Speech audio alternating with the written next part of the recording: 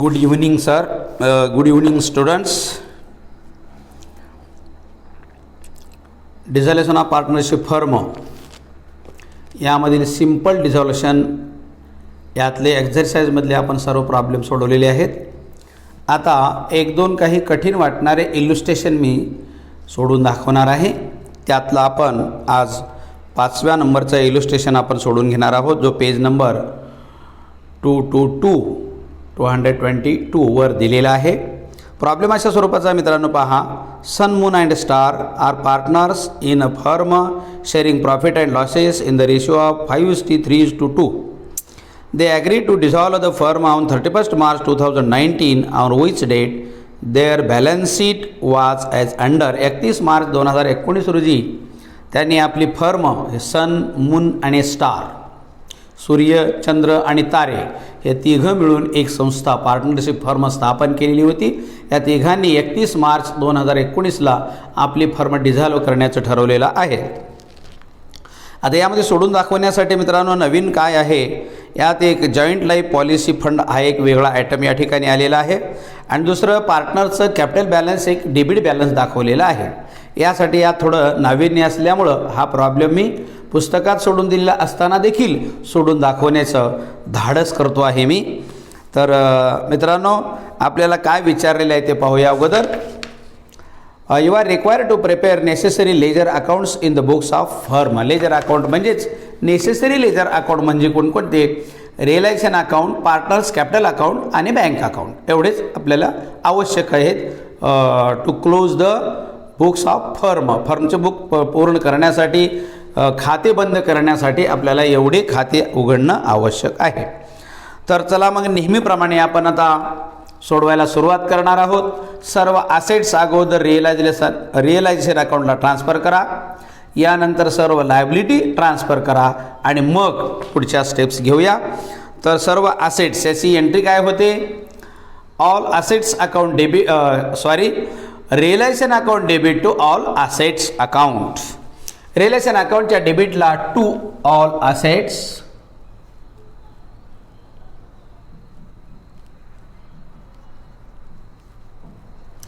All assets किंवा sundry assets असंही लिहिलं जात असतं. तर सर्व ॲसेट्सचा उल्लेख करा या ठिकाणी. फर्निचर आहे 20,000, 20,000चं फर्निचर आहे. नंतर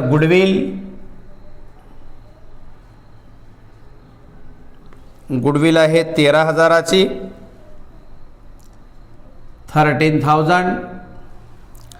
नेक्स्ट आहे joint life policy. Joint life policy ₹30,000, 30,000 आहे. नंतर सन्ड्री डेटार्स आहेत.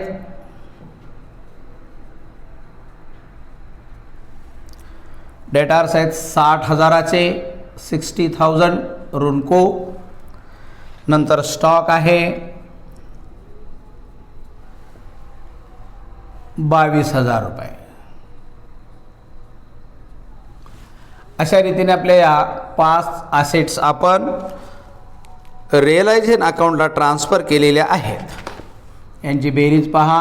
0 0 0 3 आणि 2 5, 2 आणि 1 3, 3 आणि 3 6, 6 आणि 6 12, 12 आणि 2 14. 1,45,000च्या ॲसेट्स आपण ट्रान्सफर केल्या. तर डेबिट साईडला आणखी एक ॲसेट्स आहे, ते म्हणजे कॅश ॲट बँक. बँकेचं बॅलन्स आहे 40,000. ते बँक अकाउंटला आपण ट्रान्सफर करून घेऊया. To balance brought down 40,000. नंतर सर्व लायबिलिटी ट्रान्सफर करूया. आता लायबिलिटी आहेत आपल्या joint life policy fund, sundry creditors आणि आउटस्टँडिंग रेंट.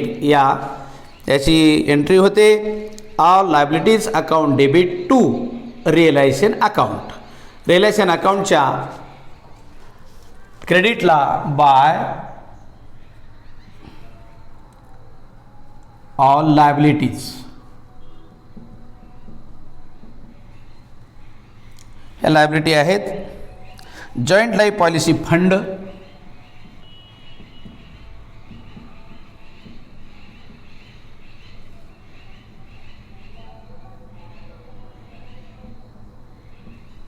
हे आहे 30,000 joint life policy fund.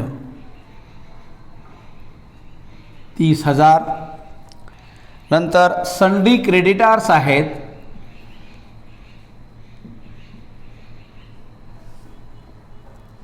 26,000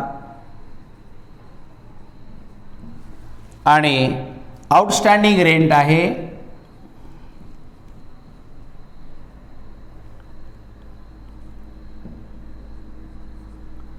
rent ₹4,000. एवढ्या लायबिलिटीज आपण ट्रान्सफर केल्या. 6 4 10 हातच्याला 1 4 2 6 60,000 रुपये हे. मित्रांनो, आता या ठिकाणी जॉईंट लाईफ पॉलिसी ही काय आहे थोडक्यात आपण स्पष्टीकरण करूयाचं. जॉईंट लाईफ पॉलिसी म्हणजे संयुक्त विमा असतो. सर्व भागीदारांनी आपल्या जीवनावरचा संयुक्त विमा उतरवलेला असतो आणि या विम्याबद्दल विमा कंपनीला ते वार्षिक म्हणा, अर्धवार्षिक म्हणा, अशा प्रकारचे हप्ते भरत असतात, प्रीमियम भरत असतात. ती प्रीमियम भरतात तिकडं, परंतु ही रक्कम जेव्हा विमा कंपनीकडे जमा होत असते ते विमा कंपनीकडून ती येणे रक्कम असते.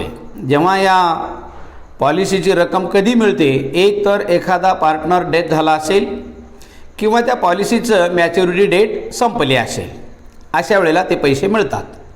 ही पॉलिसी का उतरली जाते तर एखादा पार्टनर अचानक जर मृत्यू पावला तर त्याला द्यावायची जी रक्कम असते, त्याचं कॅपिटल आहे, त्याचं प्रॉफिट आहे, आणखी काही त्याचं जर व्यवसायात गुंतलेली रक्कम जर एकदाच आपल्याला देणं पार्टनरशिप फर्मला शक्य होत नाही, तर अशी रक्कम विमा कंपनीकडून एखादा पार्टनर डेथ झाल्याबरोबर त्याची नुकसान भरपाई आपल्याला मिळतं, कॉम्पेन्सेशन आपल्याला मिळत असतं. त्या कॉम्पेन्सेशनमधून त्या पार्टनरला ती रक्कम देणे शक्य व्हावे या दृष्टिकोनातून अशा प्रकारची पॉलिसी उतरली जात असते. म्हणून विमा कंपनीकडून येणे असलेली रक्कम असल्यामुळे ही एक रक्कम ॲसेट्स म्हणून ठेवली जाते. आणि जेवढी रक्कम आपण ही लायबिलिटी का म्हणतो की कधी ना कधी ही पार्टनरला पुन्हा द्यावयाची असते, म्हणून फंड निर्माण केलेला असतो. पार्टनर जेव्हा डेथ झाला असेल तेव्हा ती देऊन टाकली जात असते किंवा मॅच्युरिटी डेट संपल्यानंतर जर पार्टनरला ही रक्कम देऊन टाकली जात असते, म्हणून लायबिलिटी साईडला ही घेतली जाते असते. असे दोन्ही प्रकारातून ही एंट्री या ठिकाणी केली जात आहे. तर चला मग आपण सर्व लायबिलिटी आपण ट्रान्सफर केलेले आहेत, सर्व ॲसेट्स ट्रान्सफर केलेले आहेत. आता एक राहिलेला आहे रिझर्व्ह फंड आपल्याला ट्रान्सफर करायचा आहे, म्हणजे डिस्ट्रीब्यूट करायचा आहे. सर्व भागीदारांना आपण डिस्ट्रीब्यूट करून देतो. हा ॲक्युम्युलेटेड प्रॉफिट आहे, हा 15,000 आहे. 15,000चा विभागणी करायची आपल्याला. हा रेशिओ दिलेला आहे पहा. प्रॉफिट शेअरिंग रेशिओ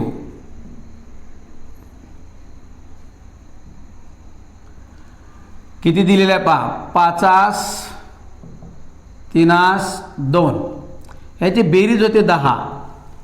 तर हे आपल्याला 15,000 विभागायचे आहेत. जी रक्कम आपल्याला पार्टनर्सला विभागून द्यायची आहे, वाटून द्यायची आहे, त्या रकमेला त्यांच्या प्रमाणाच्या बेरजेने भागाकार करायचा. त्यांच्या प्रमाणाची बेरीज येते पहा. 5 आणि 3 8 आणि 2 10. या 10ने भागाकार करा. हे 10ने भागाकार केला की भागाकार येतो 1,500 आणि आलेल्या भागाकाराला त्यांच्या प्रमाणाने गुणाकार करायचा. त्यांच्या प्रमाणाने गुणाकार केला म्हणजे त्यांच्या हिश्श्याला जेवढा काही ॲक्युम्युलेटेड प्रॉफिट येतो तो मिळतो. तर पहा, पहिल्याचं प्रमाण आहे 5, दुसऱ्याचं प्रमाण आहे 3 आणि तिसऱ्याचं प्रमाण आहे 2. अशा प्रकारे आपण विभागून देऊया. पहा, 15×5 = 75, 7,500, 15×3 = 45, 4,500 आणि 15×2 = 30, 3,000. अशा प्रकारे आपण ताळाही जर घालून बघितला, 5 आणि 5 10 ला 0 हातच्या 1, 8 आणि 4 12 आणि 3 15,000 असे आपले विभागलेले आहेत. याची एंट्री होते मित्रांनो कशा प्रकारे पहा, reserve fund account debit to all partners capital account. या सर्व पार्टनरच्या कॅपिटल अकाउंटच्या क्रेडिटला लिहून टाका. हे बाय बॅलन्स प्रथम लिहून टाका. By balance brought down, by balance brought down आणि बाय बॅलन्स ब्रॉट डाऊन आणि नंतर मग bye reserve fund.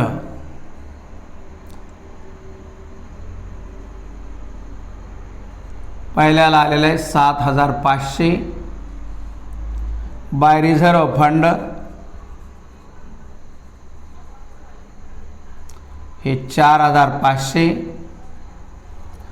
Bye reserve fund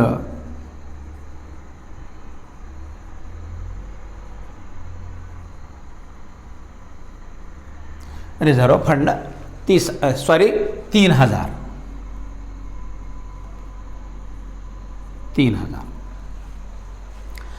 अशा प्रकारे रिझर्व्ह फंड आपण डिस्ट्रीब्यूट करून दिलेला आहे. आता राहिलेलं आहे पार्टनरचं कॅपिटल ट्रान्सफर करायचे त्यांच्या अकाउंटला. सनचं आणि स्टार या दोघांचं कॅपिटल हे क्रेडिट कॅपिटल आहे, बॅलन्स आहे आणि मूनचं कॅपिटल बॅलन्स मात्र डेबिट बॅलन्स आहे. म्हणून लक्षात ठेवायचं आहे, ॲसेट साईडला दिलेलं बॅलन्स हे डेबिट बॅलन्स असतं आणि लायबिलिटी साईडला दिलेलं बॅलन्स हे क्रेडिट बॅलन्स असतं. म्हणून लायबिलिटी साईडला दिलेले बॅलन्स अगोदर आपण घेऊया. सन 35,000 हे क्रेडिट बॅलन्स आहे, हे 35,000. नंतर स्टार 45,000 हा स्टार आहे शेवटचा 85,000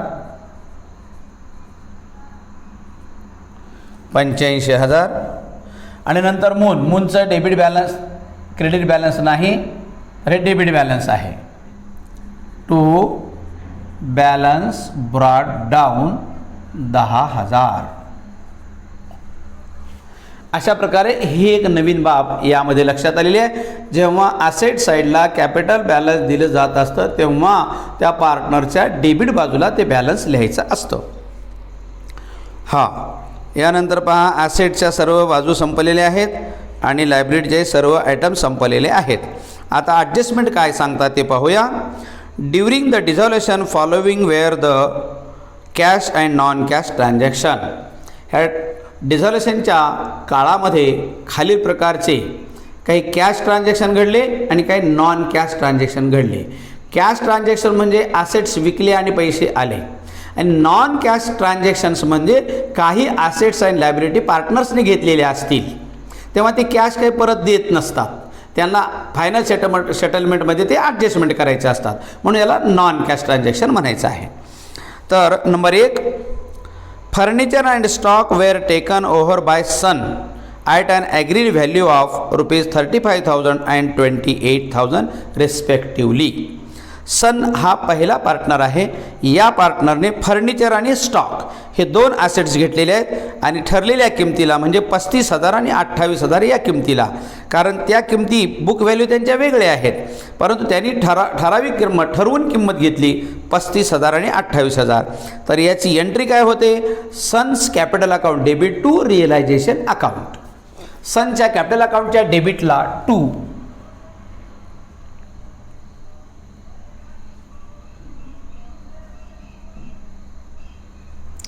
रिअलायझेशन अकाउंट कंसात इथं शॉर्टमध्ये आपण लिहिलं तर चालेल furniture and stock. Furniture and stock amount किती होते ते पाहू आपण आता पुन्हा. म्हणून रिअलायझेशन अकाउंटच्या क्रेडिटला बाय सन्स कॅपिटल अकाउंट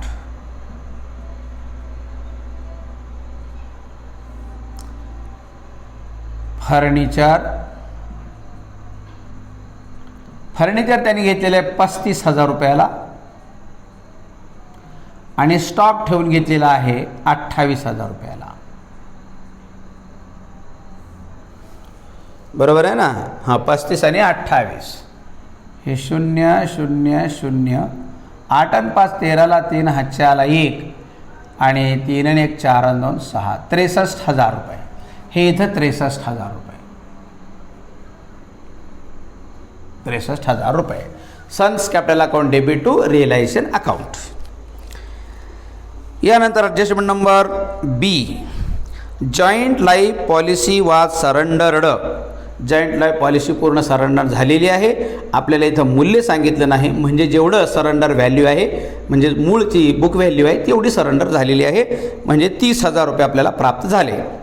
नंतर sundry debtors were realised in full after allowing a discount of 20%. डेटार्सकडून सर्व रक्कम मिळाली. पहा भाषा कशा प्रकारची आहे. डेटार्सकडून सर्व रक्कम मिळाली 20% डिस्काउंट दिल्यानंतर. याचा अर्थ डेटार्स हे 20% डिस्काउंटने रिअलाइज झालेले आहेत, वसूल झालेले आहेत. म्हणजे फक्त 80% वसूल झाले, 20% आपल्याला डिस्काउंट द्यावा लागला. तर याची एंट्री काय होते मित्रांनो, आता आपले bank account debit to realisation account. बँकेला पैसे मिळाले आणि रिअलायझेशन असेट्स गेली, म्हणून bank account debit to realisation account, बँकेच्या डेबिटला टू रिअलायझेशन अकाउंट.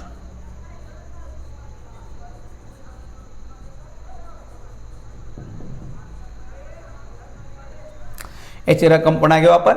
तर या ठिकाणी बाय बँक अकाउंट काय काय पहा. जॉईंट लाईफ पॉलिसी,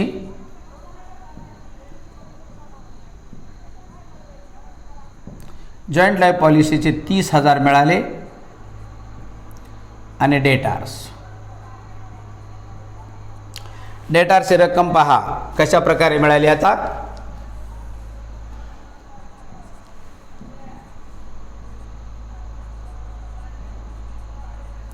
डेटार्स आहेत आपले किती, 60,000 डेटार्स आहेत. पहा 60,000वर आपल्याला 20% डिस्काउंट द्यावं लागलं. 6 दुगणी 12,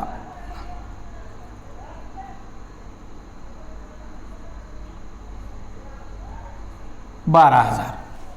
पहा 60,000, 2 शून्य गेले, हे 0 0 0 आणि 6 दुगणी 12. 12,000 डिस्काउंट द्यावं लागलं. म्हणजे 60,000तले 12,000 डिस्काउंट गेल्यानंतर आपल्याला मिळाली रक्कम किती बघा. 10 मधून 2 गेले, 8 राहिले, इथं राहिले 5, 5 मधून 1 गेलं, 4 राहिले, 48,000 रुपये आपल्याला मिळाले. म्हणजे हे 48,000 रुपये.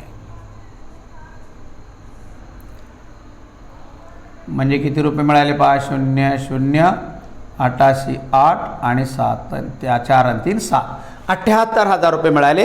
ह्या रिअलायझेशन अकाउंटच्या इथं लिहायचे 78,000.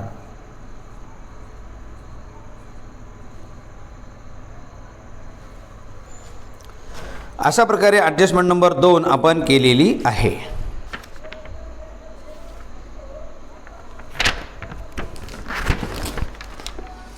Adjustment number 3, sundry creditors were taken over by Moon at ₹24,000. Creditors हे मूनने घेतलेले आहेत 24,000ला, म्हणून याची एंट्री होईल realisation account debit to Moon's capital account. Realisation अकाउंटच्या डेबिटला टू मून्स कॅपिटल अकाउंट.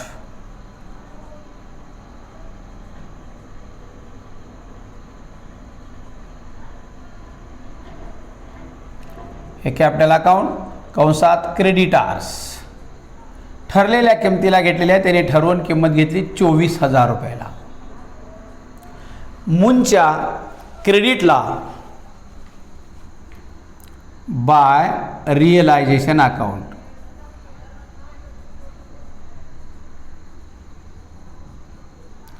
कंसात क्रेडिटार्स हे 24,000ला घेतलेले आहेत. नंतर the realisation expenses amounted to ₹2,000. रिअलायझेशनचे एक्सपेन्सेस आपले 2,000 खर्च झालेले आहेत. याची एंट्री काय होते पहा, realisation account dare to bank account.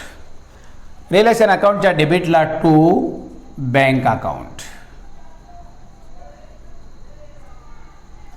कंसात म्हटल्याच्या एक्सपेन्सेस 2,000. बँकेच्या क्रेडिटला बाय रिअलायझेशन अकाउंट.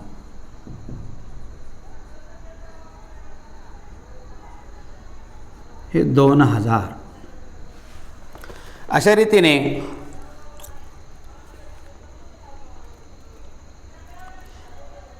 हा 2000 झाले. आता पहा आपल्या लायबिलिटी साईडला पाहता लाईफ जॉईंट पॉलिसी ही सरेंडर झालेली आहे. आता त्याचा काही प्रश्न उरलेला नाही. आता आउटस्टँडिंग रेंट एक राहिला आपल्या 4000. याच्या संदर्भात काही सांगितलेलं नाही, परंतु देय रक्कम आहे ते द्यावी लागणार आहे, म्हणून त्याचीही एंट्री अशा प्रकारे होईल. Realisation account DR to bank account. Realisation अकाउंटच्या डेबिटला to bank account, to bank outstanding rent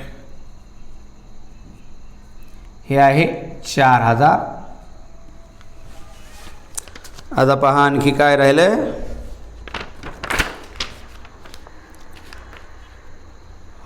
आता काय राहिलेलं नाही. आपण आता रिलेशनचा प्रॉफिट किंवा लॉस काय येतो ते पाहू. आता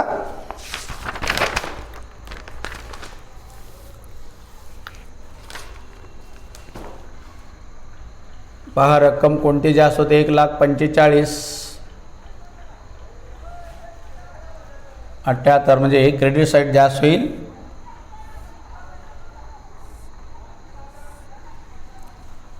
शून्य शून्य शून्य 8 आणि 3 11ला 1, हातच्याला 1, 1 आणि 7 8, 8 आणि 7 14, 14 आणि 6 20. 2,01,000 हे 2,01,000. पहा 0 0 0 0 हे 0ला 0, 5 आणि 4 9, 9 आणि 2 11, 11 आणि 4 15, 15 आणि किती 21, 15 आणि 6 21ला 1, हातच्या आले 2, 2 आणि 4 6, 6 आणि 2 8, 8 आणि किती 10, 8 आणि 2 10, हातच्या 1, 1 आणि 1 2, 26,000 प्रॉफिट आलेला आहे. आता हा सन, मून आणि स्टार या तिघांना आपण विभागून द्यायचा आहे.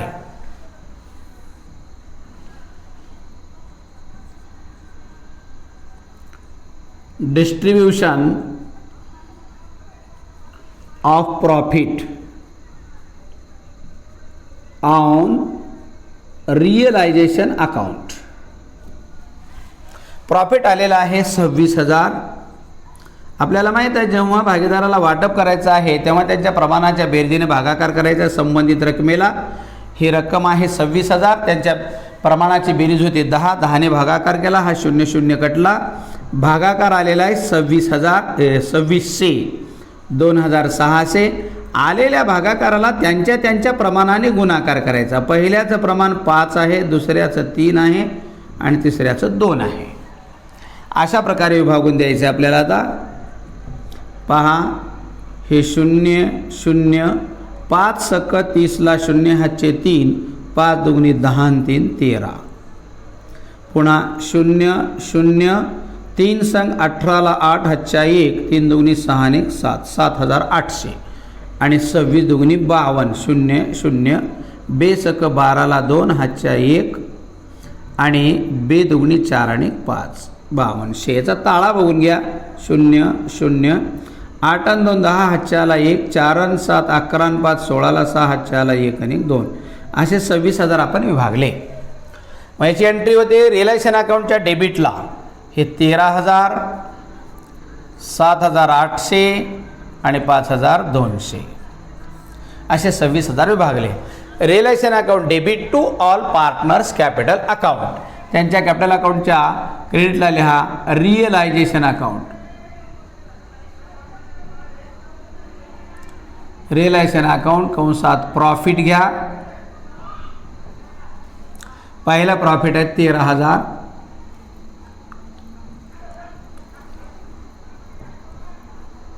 रिअलायझेशन अकाउंट कंसात प्रॉफिट. हे प्रॉफिट किती आहे पाहायचा 7,800 आणि स्टारला बाय रिअलायझेशन अकाउंट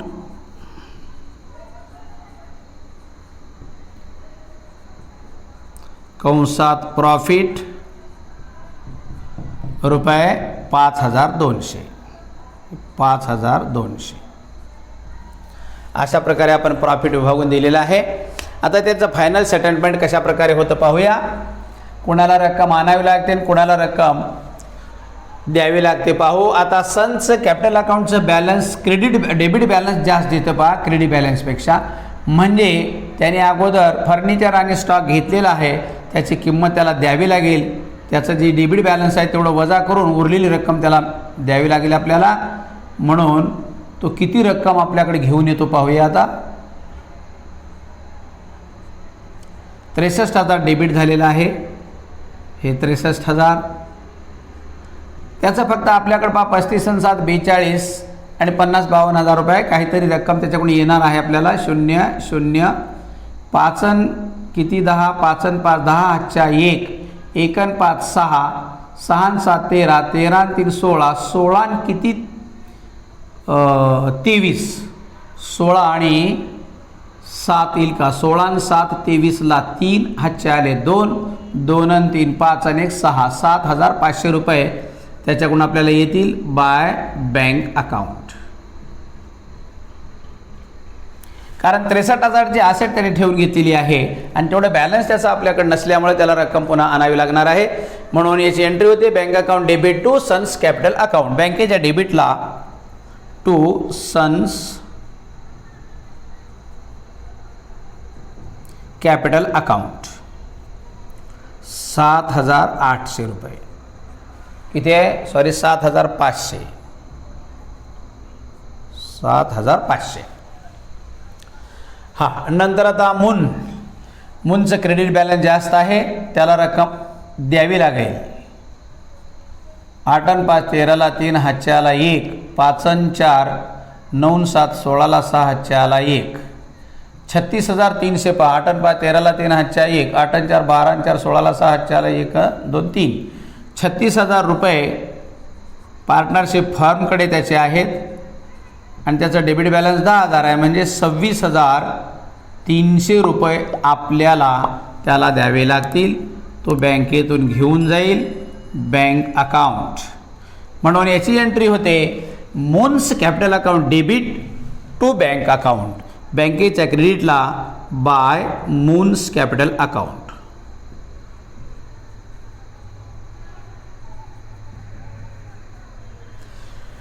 फायनल सेटलमेंटची रक्कम ही 26,300 रुपये. नंतर स्टार किती घेऊन जाईल पहा. आता 0-0 हे 2-2 5 आणि 3 8 आणि 5 13ला 3 हातच्याला 1 8 आणि 1 9 93,200. करण्याचं कॅपिटल बॅलन्स जास्त होतं आणि हा कुठले ॲसेट वगैरे घेतलेला नाही. म्हणजे संपूर्ण रक्कम आपल्याला द्यावी लागणार आहे 93,200 टू बँक अकाउंट. बँकेच्या क्रेडिट साईडला बाय स्टार्स कॅपिटल अकाउंट.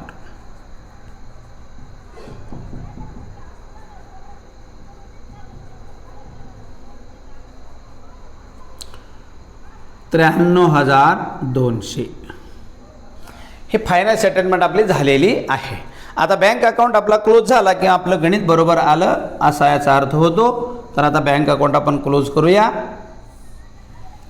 पहा 0-0 3 आणि 2 5 2 आणि 6 8 आणि 3 11ला 1 हातच्या आला 1 1 आणि 2 3 3 आणि 9 12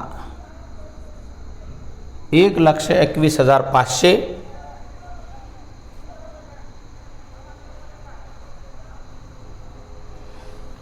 शून्य 0 हे 5 8 आणि 7 15ला 5 हातच्याला 1 1 आणि 8 आणि 4 12 1,25,500. तर सॉरी या ठिकाणी आपली एक रक्कम लिहायची राहिली पहा बँक अकाउंट. लक्षात ठेवा बँक अकाउंट आउटस्टँडिंग रेट आपण दिलेले आहे 4,000 रुपये या ठिकाणी राहिलेले आहेत. म्हणून हे लिहून टाका बाय रिअलायझेशन अकाउंट. कारण आपण या ठिकाणी एंट्री केली आहे realisation account DR to bank account. Realisation अकाउंटला लिहिलेले 4,000 पण बँकेच्या अकाउंटला लिहिले नाही 4,000. आपण हे 4,000 लिहिले म्हणजे बरोबर येईल. आता हे 4,000 आणि आता बेरीज बरोबर येते, हे 4 येतं. या ठिकाणी पहा 3 आणि 2 5, 2 आणि 6 8 आणि 3 11 आणि 4 15 15ला 5, हा 4ला 1, 1 आणि 2 3, 3 आणि 9 12. अशा प्रकारे 1,25,500 ने आपला बँक अकाउंट हा क्लोज झालेला आहे. मित्रांनो लक्षात ठेवायचं आहे, अशा प्रकारच्या रकमा आपली फर्स्ट एंट्री आपण केलेली आहे, डेबिटची एंट्री केलेली आहे आणि क्रेडिटची एंट्री करायची राहून गेलेली आहे. अशा प्रकारच्या सुद्धा चुका होऊ शकतात, परंतु शेवटी आपल्या लक्षात आलं पण नेमकं काय चुकलेलं आहे हे जरी पटकन लक्षात आलं तरी आपल्याला दुरुस्ती करता येते. अशा रीतीने आपण हे गणित पूर्ण केलेलं आहे. यामध्ये आता नवीन काय आपण पाहिलेलं आहे, आउटस्टँडिंग रेंटच्या बाबतीत आपल्याला सांगितलं नव्हतं, ते शोधन केलं आपण आणि जॉईंट लाईफ पॉलिसी ही एक नवीन बाब यामध्ये आपण पाहिलेली आहे. यानंतरचं गणित घेऊन पुन्हा मी येतो, तोपर्यंत या प्रॉब्लेमचा आपण सराव करा आणि सराव सराव सराव ही बाब मात्र कधीही मित्रांनी विसरायची नाही आपण, कारण अकाउंटला सरावाशिवाय परफेक्शन येत नाही. कारण स्वतःच्या हातून प्रॉब्लेम गेल्याशिवाय त्यात काय बरोबर आहे काय चूक आहे, आपलं नेमकं चुकतं कुठं हे लक्षात येत नाही. कारण हे वाचून पाठ करायचा विषय नाही, तर प्रत्यक्ष याची प्रॅक्टिसच करावी लागते मित्रांनो. तर आपण इथे थांबूया. धन्यवाद. पुढचा प्रॉब्लेम घेऊन नंतर येतो.